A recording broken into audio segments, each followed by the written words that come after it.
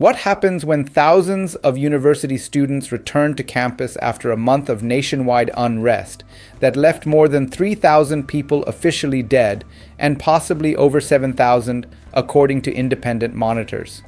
And what does it mean when those demonstrations unfold as the United States moves military assets closer to the region and Israel signals readiness for confrontation? This video examines how campus protests in Iran have become a focal point in a broader power struggle with implications far beyond Tehran. If these protests expand, the consequences extend beyond domestic dissent. Escalation could tighten regional fault lines, affect global energy markets, and reshape nuclear diplomacy. If they are contained, it could reinforce the resilience of Iran's political structure under pressure. The trajectory of these student demonstrations now intersects with strategic calculations in Washington, Tel Aviv, and across the Gulf. The protests reignited as universities reopened in Tehran, including the University of Tehran, Sharif University of Technology, Amirkabir University, and Shahid Beheshti University. These institutions have historically functioned as political nerve centers. Since the 1979 revolution, campuses have often incubated reform movements and opposition currents. Student mobilization carries symbolic and practical weight because it signals elite youth dissent within a tightly managed political system. The unrest traces back to nationwide protests that intensified in early January. According to Iranian authorities, 3,117 people were killed, which they attribute to armed groups allegedly backed by foreign actors. The US-based human rights activists news agency reports verifying more than 7,000 fatalities and is investigating nearly 12,000 additional cases. The gap between those figures underscores a fundamental contest over narrative control. On January 8th and 9th, during a state-imposed communications blackout, violence reportedly peaked. Internet restrictions limited independent verification, a tactic Iran has used before to disrupt coordination and information flows. Net blocks and other monitoring groups documented prolonged connectivity disruptions across multiple provinces. Information management has become as strategic as crowd control. When campuses reopened, thousands of students demonstrated for a second consecutive day. Clashes erupted between anti-establishment groups and pro-state students affiliated with the Basij, a paramilitary volunteer force linked to the Islamic Revolutionary Guard Corps.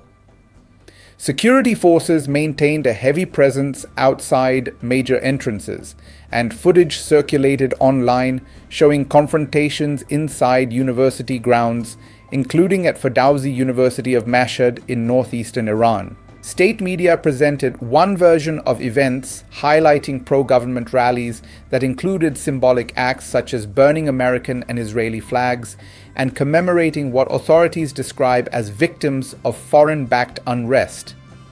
Independent videos, however, showed anti-establishment slogans, mourning gatherings, and students accusing Basij members of initiating violence. Competing narratives are not peripheral, they are central to legitimacy. The political structure at stake is rooted in the system established after 1979, where ultimate authority rests with the supreme leader, currently Ayatollah Ali Khamenei, who is 86 years old. The presidency and parliament operate within boundaries defined by clerical oversight bodies. The IRGC has evolved into a military, economic, and political powerhouse, controlling strategic sectors and shaping foreign policy. The Basij operates as a mobilization arm, particularly in times of internal unrest. The protests are unfolding amid heightened regional tension. In recent weeks, the United States has repositioned naval and air assets toward Europe and the Middle East, prompting speculation about contingency planning related to Iran. Israel has consistently signaled its opposition to Iran's nuclear program and has conducted covert and overt actions in the past to delay it.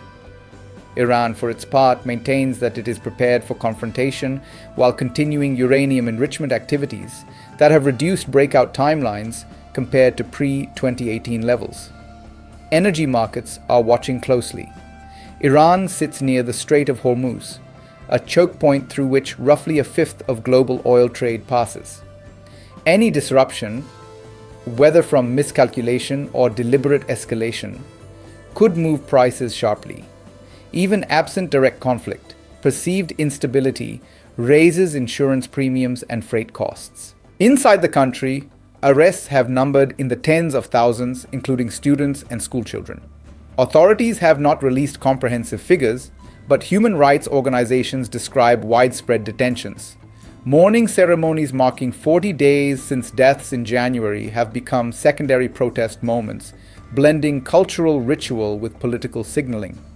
In several cities, including Abdanan in Ilam province, crowds gathered to welcome the release of detainees, indicating that local networks remain active.